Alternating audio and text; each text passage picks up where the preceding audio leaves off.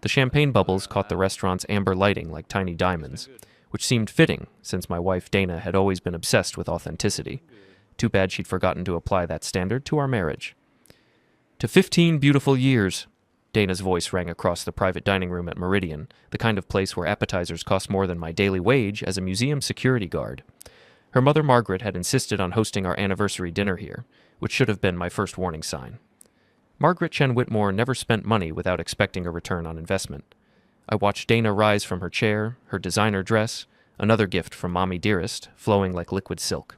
The whole family was here. Margaret, my brother-in-law Steve, Dana's sister Patricia, even our old friends Mike and Jennifer Harrison. Everyone smiling those practiced smiles that rich people wear when they're about to deliver news they think you'll love. Actually, Dana's voice trembled with barely contained excitement, I have something special to share with everyone tonight. She reached into her purse and pulled out a small white envelope, the kind doctors use for test results. My stomach dropped. In my line of work, authenticity is everything. I can spot a fake Monet from 50 feet away, identify forged provenance documents with a glance, and I'd developed the same instincts for human behavior. The timeline was all wrong. I'm pregnant, Dana shrieked, leaping toward me with arms outstretched. The room erupted. Margaret clasped her hands together like she was witnessing the second coming. Steve started applauding. Patricia actually squealed. The Harrisons looked genuinely thrilled, which made what I was about to do even worse. Dana's arms wrapped around my neck. Her perfume, expensive, French, not the drugstore stuff we could actually afford, filling my nostrils. I could feel her heart racing against my chest, could hear the excited chatter of our dinner companions planning baby showers and nursery themes. I gently but firmly pushed her away. Congratulations, I said, my voice carrying the same tone I used when examining suspicious artifacts. But what's that got to do with me? I saw your lover. The silence that followed was the kind you hear in museums after hours, complete, profound, and somehow dangerous. Dana's smile didn't just fade, it crumbled like ancient parchment exposed to sudden light. Her arms dropped to her sides. The champagne glass in Patricia's hand stopped halfway to her lips. Margaret was the first to speak, which didn't surprise me. The woman had been controlling conversations and people for longer than I'd been alive. Well, she said, setting down her wine glass with deliberate precision, it's for the best, really. We needed better grandchildren anyway. If the previous silence had been museum quiet, this one was tomb silent. Even the ambient restaurant noise seemed to fade away. Dana's face went through a spectrum of emotions, shock, hurt, anger, then something that looked almost like relief. Mother, Dana whispered, but Margaret held up a perfectly manicured hand. Oh, please. Did you think we didn't know about Victor? Did you think we didn't plan this? Margaret's voice carried the same authority she used when closing million-dollar real estate deals. David, you're a nice enough man, but you're a security guard. Dana deserves better. Our grandchildren deserve better. I felt something cold settle in my chest. The same feeling I got when I discovered a museum piece wasn't what it claimed to be. Except this time, the forgery was my entire life. Victor, I repeated, testing the name. Let me guess, Victor Petrov, the property developer, the one funding your latest strip mall project. Margaret's eyebrows rose slightly. She hadn't expected me to know that detail. You've been busy, she said. It's my job to verify authenticity, I replied. Speaking of which, Dana, those yoga classes you've been taking, the ones every Tuesday and Thursday at exactly 7 p.m., funny thing about that schedule. It matches perfectly with Victor's gallery hours. You know, the gallery where he displays his art collection in that converted warehouse on 5th Street. Dana's face had gone pale. David, I can explain. Can you? Because I pulled the security footage from the museum's external cameras. They cover that whole block. Tuesday, October 15th, 7:48 p.m. That's you walking into Gallery 13 with Victor. Thursday, October 22nd, same time, same routine. Should I keep going? The Harrisons looked like they wanted to disappear into their chairs. Steve was staring at his plate like it contained the secrets of the universe. Patricia kept opening and closing her mouth like a fish. How long have you known? Dana asked quietly. About the affair? 3 weeks? About the pregnancy? I just found out with everyone else. But here's the thing that really bothers me. The timeline doesn't work. I reached into my jacket pocket and pulled out a folded document. Medical records from my vasectomy. Performed 14 months ago at St. Mary's Hospital. Dr. Richardson confirmed the procedure was successful, so unless we're dealing with an immaculate conception, that baby isn't mine. Margaret's composure finally cracked. You had a vasectomy without telling Dana? I told Dana. She said she understood. Said she wasn't ready for children anyway, with her career taking off and all. I looked directly at my wife. What I didn't know was that you'd already started shopping for a replacement father. Dana started crying then, but they weren't tears of shame or regret. They were tears of frustration, like a child caught stealing cookies and angry about the consequences rather than the act. "This is ridiculous," she said. "Victor and it just happened. I didn't plan it." "Maybe you didn't," I said. "But someone did." I turned to Margaret. "Tell me about the property transfers." Now it was Margaret's turn to go pale. "What property transfers?" Steve asked, finally looking up from his plate. "The ones where Dana's been signing documents to move our house, our joint savings, and my father's inheritance into shell companies controlled by Margaret. Want to see the paperwork? I've got copies." I pulled out another set of documents, watching as Margaret's carefully constructed world began to crumble. The woman had orchestrated everything: the affair, the pregnancy, the financial maneuvering, like she was developing another shopping center. But she'd made one crucial mistake. She'd underestimated the man who spent his days verifying the authenticity of priceless artifacts.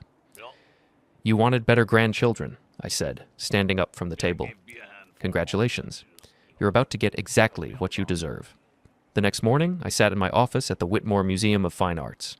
Yes, named after Margaret's family. Another detail that should have warned me about marrying into this dynasty, staring at the security monitors and thinking about authenticity. My job was simple: protect priceless artifacts from people who would steal, damage, or forge them. The irony wasn't lost on me that I'd failed to protect my own life from the same threats. My supervisor, Tom Bradley, knocked on the door frame. "Rough night? You look like hell." "Anniversary dinner?" I said without looking away from the screens. Turns out my wife's pregnant with someone else's baby, and my mother-in-law orchestrated the whole thing to steal my assets. Tom whistled low. "Jesus, I thought my ex-wife was bad because she took the dog." The dog would have been easier to replace. I'd been at the museum for 8 years, working my way up from basic security to specialized provenance verification. It was detail-oriented work that required patience, analytical thinking, and the ability to spot inconsistencies that others missed, skills that had served me well in discovering my wife's betrayal, and skills I was about to put to much better use. My phone buzzed with a text from Dana. "We need to talk. I'm sorry about last night. Mother went too far." I deleted it without responding. Instead, I pulled up the files I'd been compiling over the past 3 weeks. Property records, bank statements, credit reports, security footage timestamps, phone records, everything I'd gathered using perfectly legal methods and my access to public databases. The picture they painted was damning. The affair had started 6 months ago, right around the time Viktor Petrov had begun his latest development project. Margaret had introduced them at a gallery opening, claiming she wanted Dana to help with the artistic vision for the new shopping complex. Life happened. Yeah. Within 2 weeks, Dana was spending Tuesday and Thursday evenings at Victor's private gallery. Within a month, she was signing documents she claimed were consultation agreements. Those consultation agreements were actually property transfer authorizations. My desk phone rang. "Security, David speaking." "David, it's Margaret. We need to discuss last night." "Do we? I thought you made your position pretty clear." "Don't be dramatic. Yes, I encourage Dana's relationship with Victor, but only because I want what's best for her. And for you, honestly. This marriage hasn't been working for years." I almost laughed. "Right. That's why you've been systematically stealing everything I own." "I haven't stolen anything. Those property transfers were perfectly legal. Dana is your wife. She has every right to make financial decisions. Except she forged my signature on half of them." Silence on the other end of the line. "I have handwriting analysis, Margaret. Professional analysis, the kind that holds up in court. Dana's a talented woman, but she's not a master forger." "What do you want?" Now we were getting somewhere. "I want everything returned. House, savings, inheritance money. I want the shell companies dissolved. And I want Victor out of the picture permanently." "And if I refuse?" "Then I take everything I've discovered to the state attorney general's office. Property fraud, forgery, conspiracy. Those are felonies, Margaret. Your real estate license would be the least of your worries." Another long silence. Then, "Victor won't be easy to convince. He's invested in this relationship." "Then you'd better find a way to make him uninvested. You have 48 hours. I hung up and immediately called my old friend Jake Morrison. Jake and I had grown up together, boxed at the same gym, gotten into the same kinds of trouble. The difference was that Jake had gone to law school instead of into museum security. He now ran a small practice specializing in property law and fraud cases. Jake Morrison Law Office. Jake, it's David. I need help. Jesus, David, I heard about last night. News travels fast in this town. Of course it did. Margaret's anniversary dinner had included some of the city's most prominent families. By now, half the town probably knew about Dana's pregnancy announcement and my response. How much of it was accurate? Depends. Is it true that you accused your wife of having an affair in front of her mother and your closest friends? It's true that I stated a fact in front of witnesses. Whether that constitutes an accusation is a matter of interpretation. Jake laughed. Spoken like someone who's been thinking about this legally. What do you need? A property fraud case, forged signatures, shell companies, conspiracy to commit theft, and I need it handled quietly until I'm ready to go public. How quietly? Margaret Chen Whitmore quietly. Jake whistled. You're not messing around. Bring me everything you have. And David, be careful. People like Margaret don't go down without a fight. After work, I drove to Jake's office in the old downtown district. His practice occupied the second floor of a building that had seen better days, but Jake's reputation was solid. He'd built his career on cases the big firms wouldn't touch. Property disputes, small business fraud, family legal battles that required more tenacity than prestige. Holy shit, Jake said after reviewing my files. This is a textbook conspiracy case. They've been planning this for months. Can we prove it? We can prove the forgeries. We can prove the timeline. We can prove the shell companies were created specifically to hide marital assets. The affair establishes motive. Yeah, we can prove it. What about criminal charges? That's trickier. The DA would have to decide whether to prosecute, but the civil case is a slam dunk. You'll get everything back, plus damages. I want more than money, Jake. I want them destroyed. Jake looked at me carefully. David, I understand you're angry, but be smart about this. Margaret Chen Whitmore has connections, money, influence. If you go after her directly, she'll use every resource she has to bury you.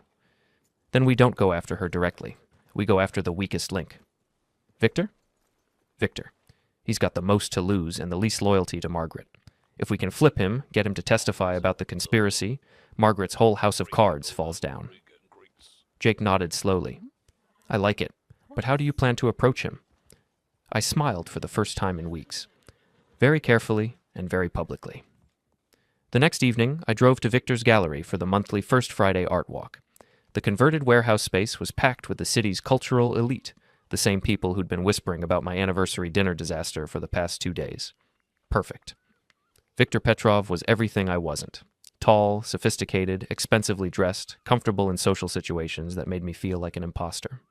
He stood near a massive abstract painting, holding court with a group of admirers, wine glass in hand, looking like he owned the world, which, according to the property records, he was trying to do with my help.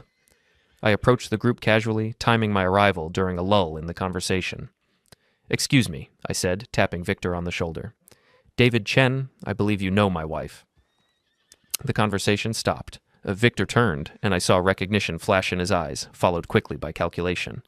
He was trying to figure out how to handle this situation without causing a scene. David, he said smoothly, extending his hand. I've heard so much about you.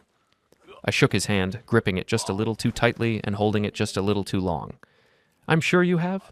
Dana talks about me during those yoga sessions, doesn't she? Victor's smile faltered slightly.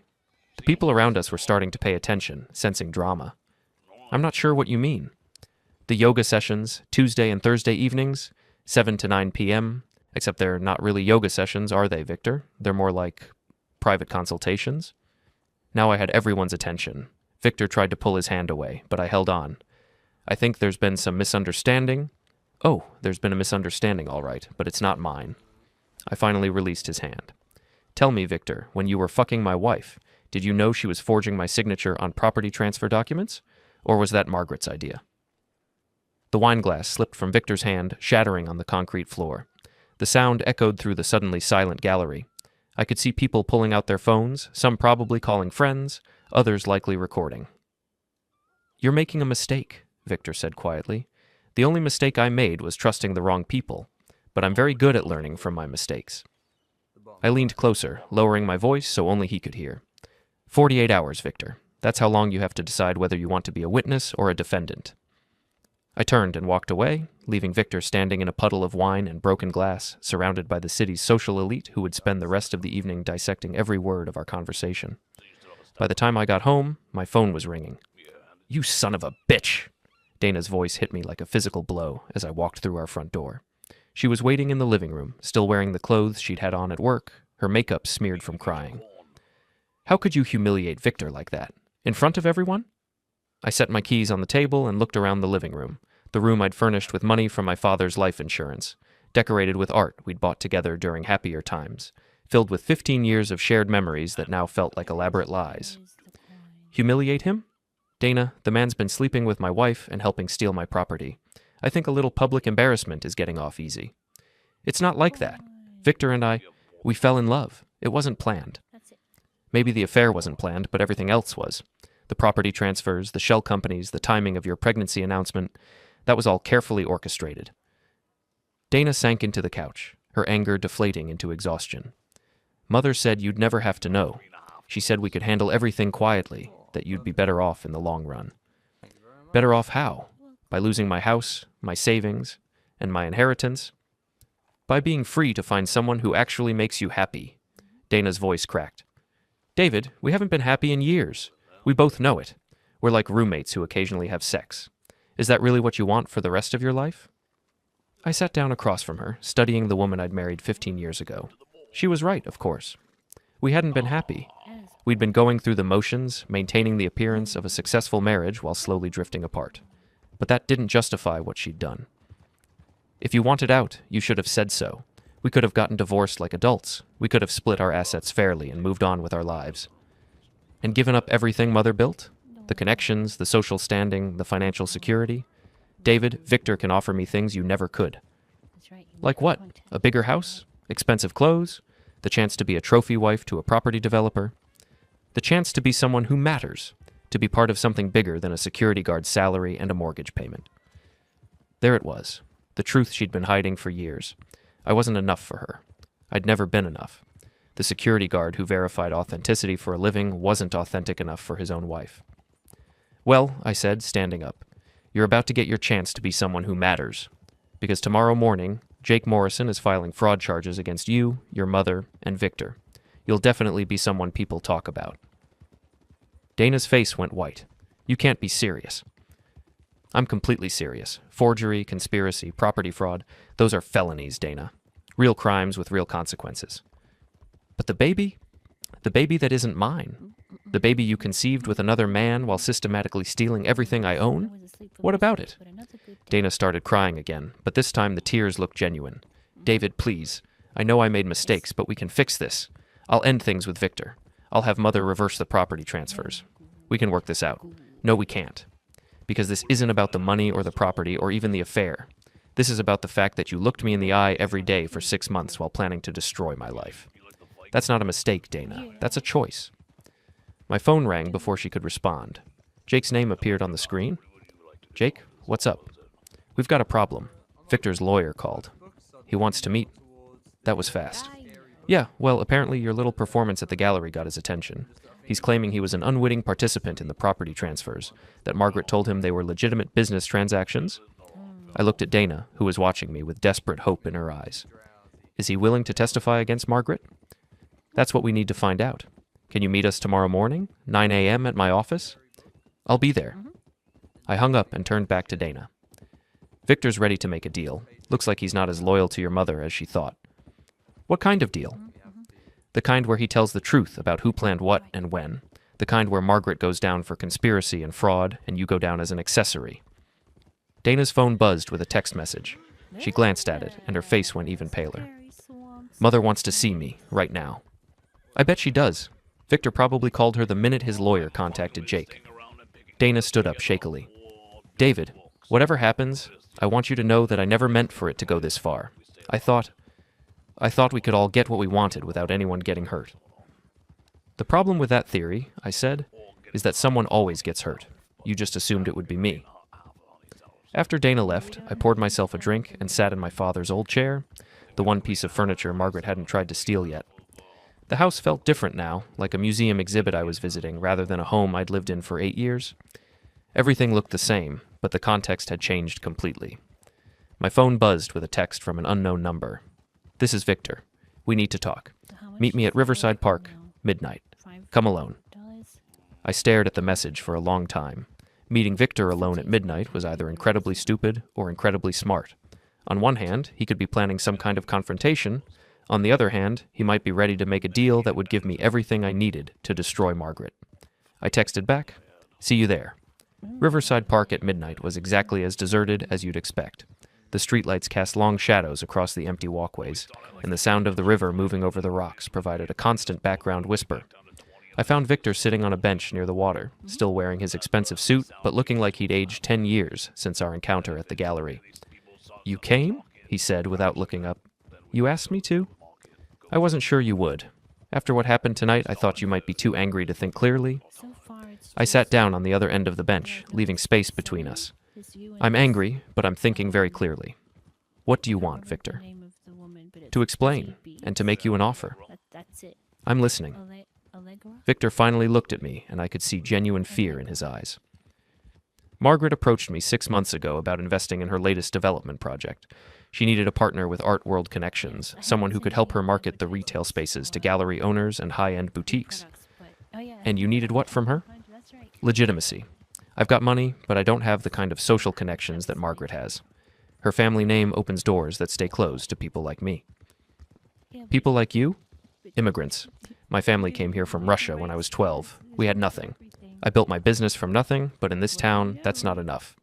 You need the right last name, the right social connections." I could understand that, actually. It was the same reason I'd been attracted to Dana in the first place. She represented a world I'd never been part of, a level of sophistication and culture that felt far removed from my working-class background. "So Margaret offered you social legitimacy in exchange for investment capital. Where does the affair come in?" Victor sighed. "Margaret suggested it. She said Dana was unhappy in her marriage, that you were holding her back professionally and socially. She thought Dana and I would be a good match." "And the property transfers?" "Margaret told me they were standard business arrangements. She said you were a silent partner in the development project, that the transfers were just a way to organize the financing more efficiently." "Did you really believe that?" Victor was quiet for a long moment. "I wanted to believe it. She's everything I thought I wanted in a partner. Beautiful, sophisticated, connected to the right social circles. I convinced myself that the business arrangements were legitimate because I wanted them to be." "What changed?" "Tonight. When you confronted me at the gallery, I realized how it must look from the outside. I went home and actually read the property transfer documents for the first time. Really read them. And I realized that Margaret had been using me. The shell companies aren't just hiding assets from you. They're hiding them from the IRS, from my business partners, from everyone. If this comes out, I don't just lose my relationship with Dana, I lose everything." Now we were getting to the real reason for this midnight meeting. "So you want to make a deal?" "I want to tell the truth, all of it. Margaret's plan, the timeline, the documents I signed, everything. In exchange, I want immunity from prosecution and a guarantee that my business won't be destroyed by the publicity." I considered the offer. Victor's testimony would be devastating to Margaret's defense. With his cooperation, Jake could probably get criminal charges filed within a week. "What about Dana? What about her? Are you going to abandon her the minute things get difficult?" Victor looked genuinely surprised by the question. "You still care about her?" "I care about what happens to her. Despite everything, I don't want to see her life destroyed." "She made her choices, David, just like I made mine. The difference is that I'm trying to fix my mistakes." I stood up from the bench. "Be at Jake Morrison's office tomorrow morning at 9 a.m. Bring every document you have related to the property transfers and the development project. And Victor?" "Yes?" "If you're lying to me about any of this, if you're playing some kind of game for Margaret, I will make sure you lose everything. Not just your business or your social standing, everything." Victor nodded slowly. "I understand." As I walked back to my car, I felt something I hadn't experienced in weeks. Hope. Not hope for reconciliation or forgiveness, but hope for justice. Margaret had orchestrated this entire conspiracy because she thought she was smarter than everyone else, because she believed her money and connections made her untouchable. Tomorrow, she was going to learn how wrong she was. The next morning, Jake's office felt like a war room. Victor had arrived early with 2 boxes of documents and a lawyer who looked like he'd rather be anywhere else. I sat across from them at Jake's conference table, drinking coffee and watching Victor organize papers with the methodical precision of a man trying to save his own life. "Before we start," Victor's lawyer said, "I want to make it clear that my client is cooperating voluntarily. He's not admitting to any wrongdoing." Jake nodded. "Understood. Victor, why don't you start by telling us about your first meeting with Margaret Chen Whitmore? For the next 2 hours, Victor laid out the entire conspiracy in devastating detail. Margaret had approached him with a business proposition that seemed straightforward, investment capital in exchange for social connections. But she'd also made it clear that the partnership would be much more valuable if Victor could help her solve a family problem. The family problem was me. According to Victor, Margaret had been planning to remove me from Dana's life for over a year. The property transfers were just the first step.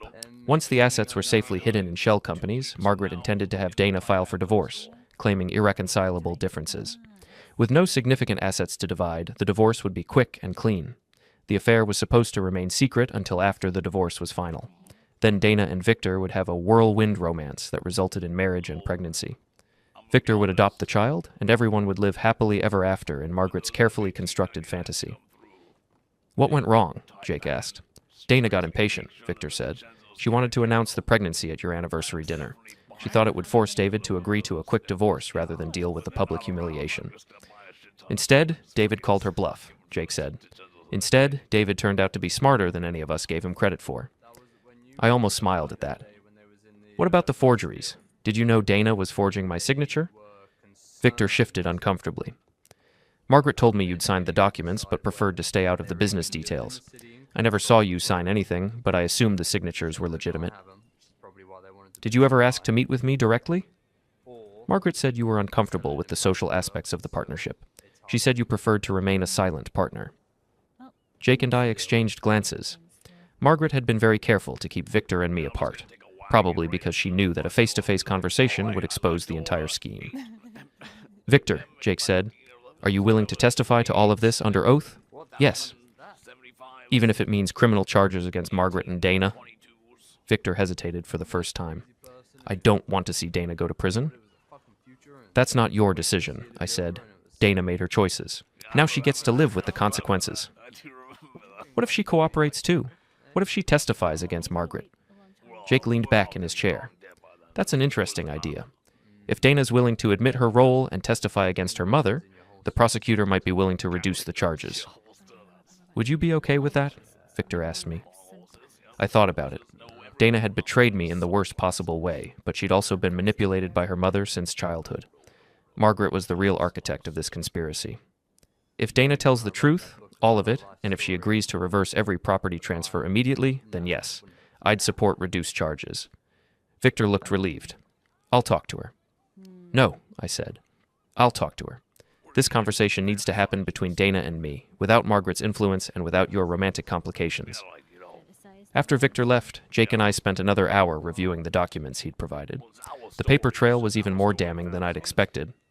Margaret hadn't just stolen my assets. She'd been systematically looting them for months, using the shell companies to fund her development projects and pay for Dana's lifestyle upgrades. This is enough for criminal charges, Jake said. Property fraud, conspiracy, forgery, money laundering. Margaret's looking at serious prison time. What about civil damages? Triple damages, plus attorney fees, plus punitive damages. You're going to get everything back, plus enough extra to retire comfortably. My phone rang. Margaret's name appeared on the screen. David. Her voice was crisp and controlled, but I could hear the tension underneath. I understand you met with Victor last night. News travels fast.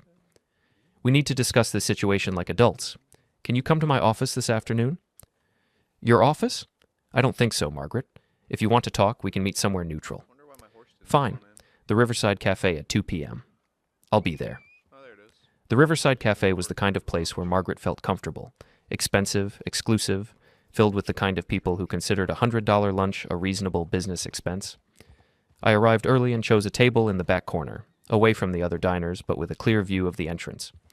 Margaret arrived exactly on time, wearing a charcoal gray business suit that probably cost more than I made in a month. She moved through the restaurant like she owned it, nodding to acquaintances and projecting the kind of confidence that came from 40 years of getting her way. David, she said, sitting down across from me, you look tired. I've had a busy week, learning about my wife's affair, discovering that my assets have been stolen, meeting with lawyers. It's been educational. Margaret ordered coffee and waited until the server was out of earshot before continuing. Victor told me about your conversation last night. I think there's been a misunderstanding. Really? What part did I misunderstand? The part where you orchestrated my wife's affair, or the part where you forged my signature on legal documents? I didn't forge anything. Dana signed those documents as your legal representative. Dana doesn't have power of attorney. Those signatures are forgeries, and we both know it. Margaret sipped her coffee calmly. Prove it. I already have. Handwriting analysis, timeline documentation, witness statements. Jake's got enough evidence to send you to prison for the next 10 years. For the first time, Margaret's composure cracked slightly. What do you want? I want everything returned. Every asset, every dollar, every piece of property. I want the shell companies dissolved and the development project canceled, and I want you to stay away from my family. Your family? David, Dana is my daughter. She's carrying my grandchild. You can't seriously expect me to... The grandchild that isn't mine. The one you arranged to improve your genetic line?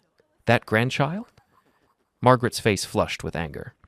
You're not good enough for her. You never were.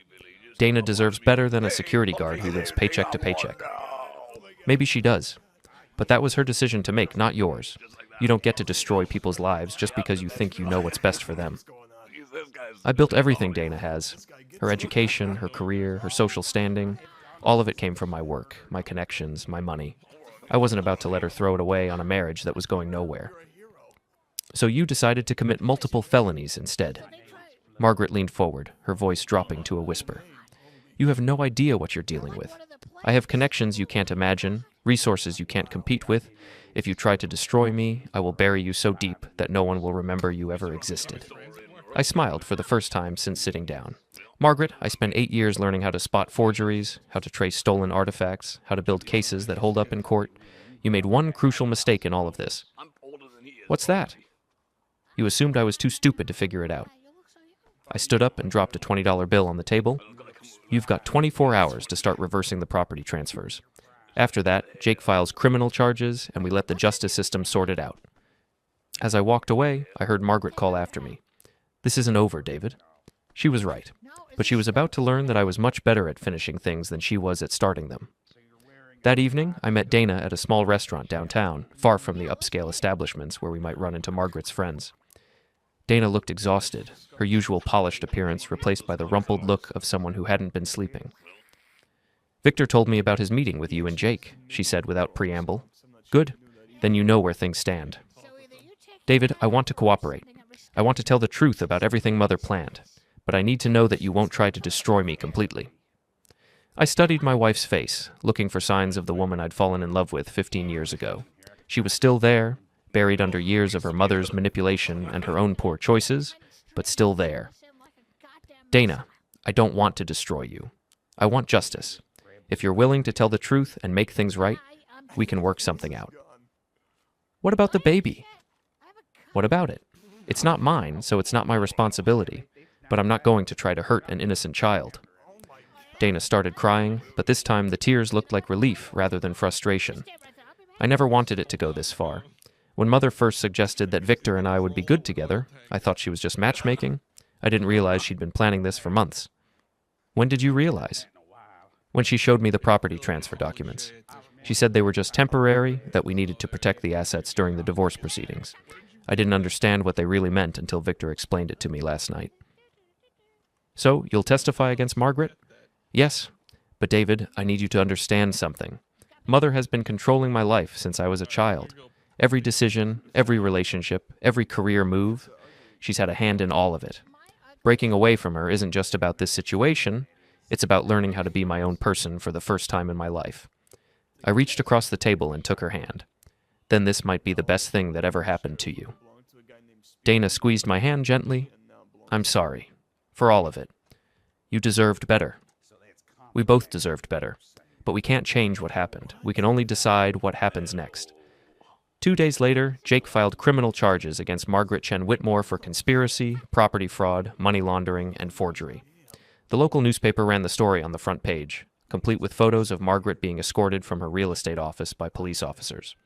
By the end of the week, 3 of her major development projects had been canceled. Her real estate license was under review, and her social standing was in ruins. Victor had agreed to testify in exchange for immunity. Dana had agreed to testify in exchange for reduced charges and community service. And I had gotten everything back, plus enough in damages to never worry about money again. But the best part wasn't the money or the vindication or even the justice. The best part was watching Margaret's carefully constructed world crumble exactly the way she'd tried to make mine crumble. The only difference was that she'd actually deserved it. 6 months later, I sat in the courthouse lobby waiting for the final hearing in Margaret's criminal case. The past half year had been a whirlwind of depositions, hearings, and legal proceedings that had systematically dismantled everything Margaret had built over 4 decades. The criminal trial had been swift and decisive. Victor's testimony about the conspiracy, combined with Dana's admission of her role in the forgeries, had left Margaret with no viable defense. Her high-priced attorneys had tried to argue that she was simply protecting her daughter's interests, but the paper trail was too clear and the evidence too overwhelming. Margaret had been sentenced to 3 years in federal prison for conspiracy and fraud, plus 5 years of probation and full restitution. Her real estate empire had collapsed, her social connections had evaporated, and her reputation was destroyed beyond repair. Dana had received 2 years of probation and 500 hours of community service. She'd also given birth to a healthy baby boy that Victor had immediately acknowledged as his son.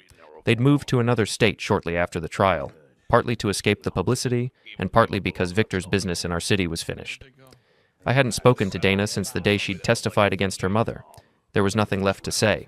Our marriage was over, our shared life was history, and we were both better off starting fresh.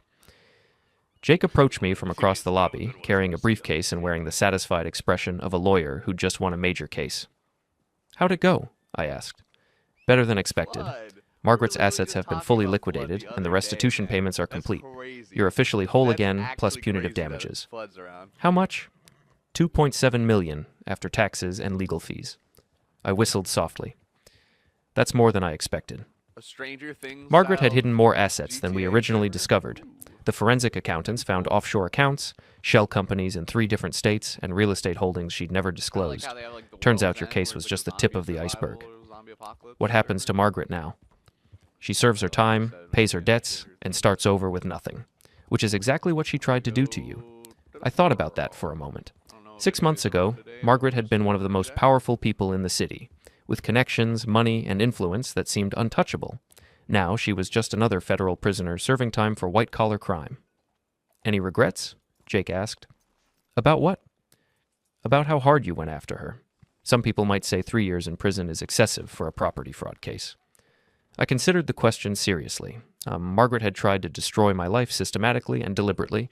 She'd manipulated her own daughter, corrupted a business partner, and stolen everything I'd worked for over 15 years.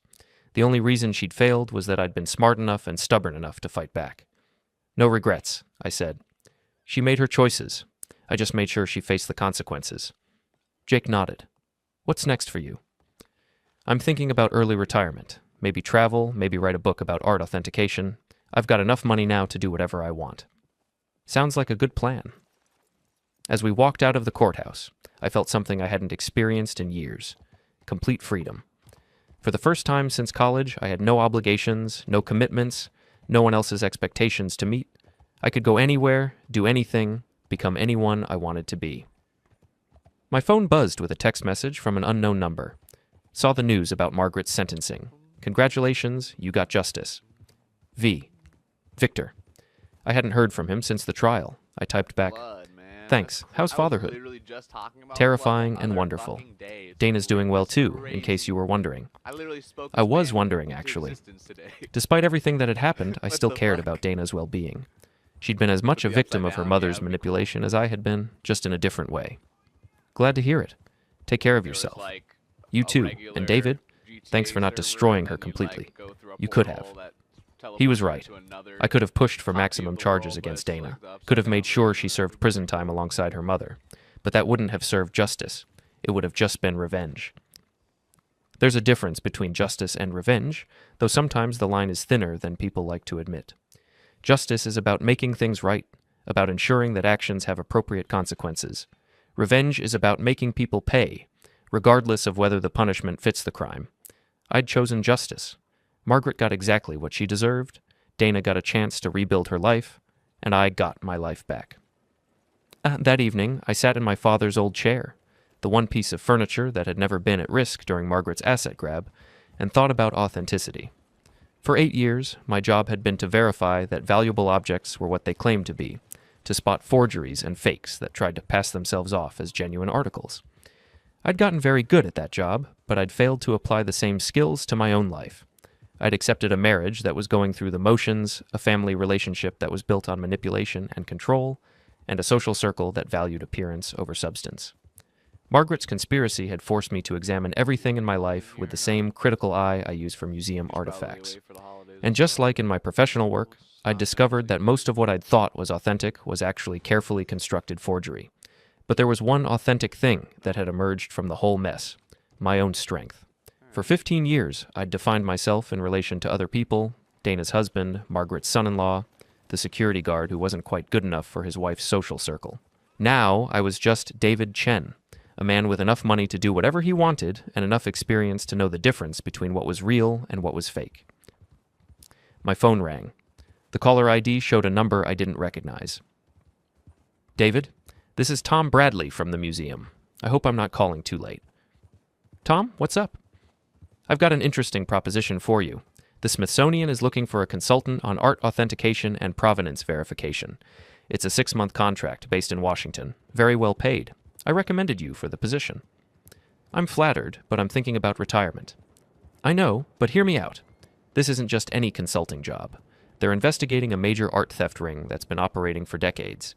They need someone with your skills and experience, someone who understands how forgeries work, and how stolen pieces get laundered through legitimate channels." I sat up straighter. "What kind of art theft ring?" "The kind that involves museum pieces, private collections, and international smuggling. The kind where the stakes are high enough that people will kill to protect their secrets." It sounded dangerous, complicated, and exactly what I'd been missing since leaving the museum. Margaret warned me. The FBI was involved, and that I might have to work undercover. My credentials and my public scandal made me the perfect bait. I told her to send the details, then stared out at the city where my marriage had died and my backbone had finally been born. I called Jake and ordered 2 anonymous moves: a trust fund for Dana and Victor's son, and a major donation to the museum's kids program. Then I made one last call, to schedule a visit with Margaret in federal prison, because I needed to see her face and know she understood she'd failed, and somehow made me real.